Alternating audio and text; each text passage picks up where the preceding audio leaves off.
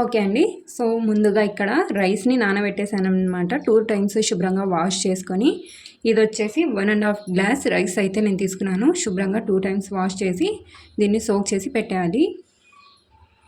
And ఆ తర్వాత వచ్చేసి ఇక్కడ ఆనియన్, ఒక పెద్ద సైజు ఆనియన్, అలాగే ఒక 5-6 పచ్చిమిర్చి, ఒక 3 చిన్న టమాటాలను ఇలా కట్ చేసి పెట్టుకోవాలి. అలాగే కొద్దిగా కొత్తిమీర, పుదీనా. సో వీటిని వాష్ చేసుకోవాలి కాబట్టి పుదీనా, అలాగే ఇందులో నుంచి కొద్దిగా కొత్తిమీర.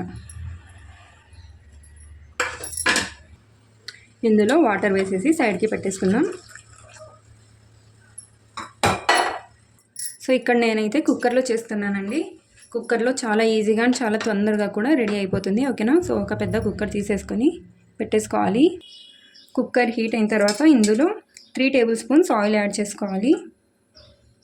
సో ఏం ఎక్కువ మసాలాలు లేకుండా చాలా సింపుల్గా, చాలా ఈజీగా అండ్ చాలా టేస్టీగా ప్రిపేర్ చేసుకోవచ్చు అండి. సండే అయినా లేదా ఇంటికి ఎవరైనా గెస్ట్ వచ్చినప్పుడు ఇలా ప్రిపేర్ చేయండి. చాలా తొందరగా కూడా అయిపోతుంది అండ్ చాలా టేస్టీగా కూడా ఉంటుంది.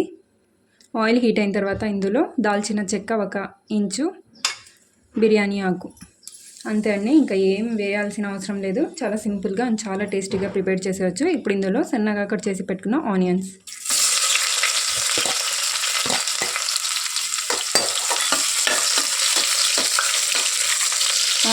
మంచి గోల్డెన్ బ్రౌన్ కలర్లో వచ్చేంత వరకు ఫ్రై చేసుకోవాలి. ఆనియన్స్ సగం వరకు ఫ్రై అయ్యాక ఇందులో ఇలా పచ్చిమిర్చి వేసుకోవాలి. సో పచ్చిమిర్చి ఇక్కడ చూడండి ఇలా కట్ చేసుకున్నాను. ఒక 5 పచ్చిమిర్చి ఇందులో వేసాను. ఇప్పుడు ఆనియన్స్ మంచి గోల్డెన్ బ్రౌన్ కలర్లో వచ్చేంత వరకు ఫ్రై చేసుకోవాలి.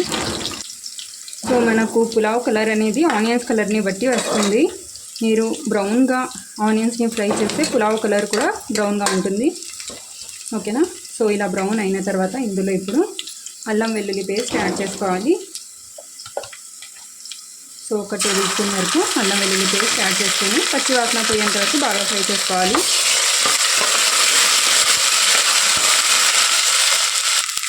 ఇలా ఫ్రై అయ్యాక ఇందులో కట్ చేసిన టమాటా పళ్ళు వేసుకోవాలి.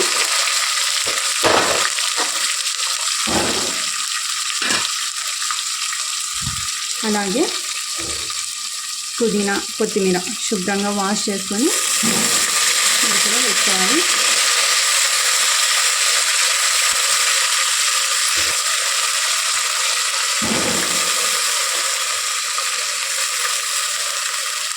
మీకు ఈ స్టేజ్లో మాడిపోతుంది అనిపిస్తే కనుక ఒక 2 టేబుల్ స్పూన్ల వరకు వాటర్ యాడ్ చేసుకోండి.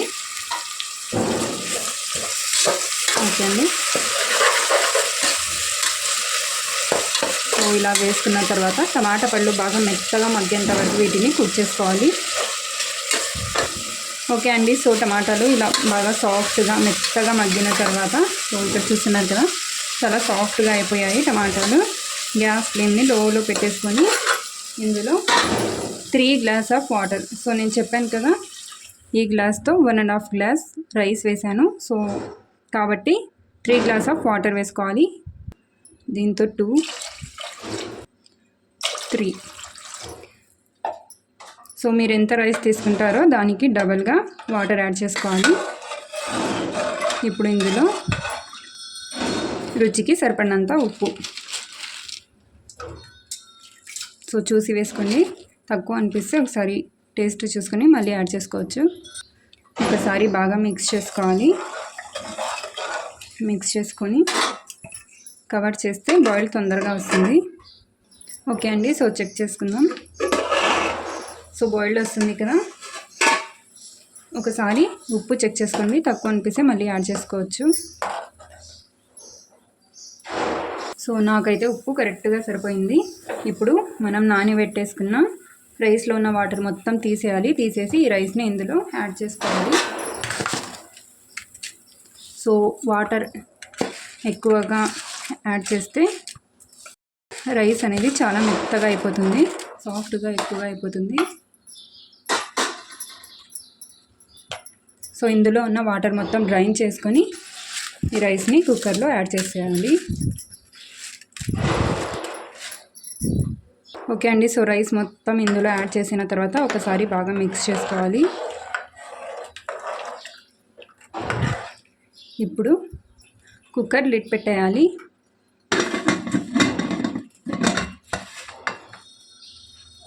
అంతే అండి, ఒక 2 విజిల్స్ వస్తే సరిపోతుంది. ఓకే అండి, సో ఆఫ్టర్ 2 విజిల్స్ తర్వాత బగారా రైస్ అయితే రెడీ అయిపోయింది. చూసేద్దాం. పర్ఫెక్ట్. సో చూసారా, కలర్ కూడా చాలా పర్ఫెక్ట్గా వచ్చింది. సో చూసారు కదా, చాలా పర్ఫెక్ట్గా ఉంది కలర్ కూడా. ఇప్పుడు దీన్ని పక్కన పెట్టి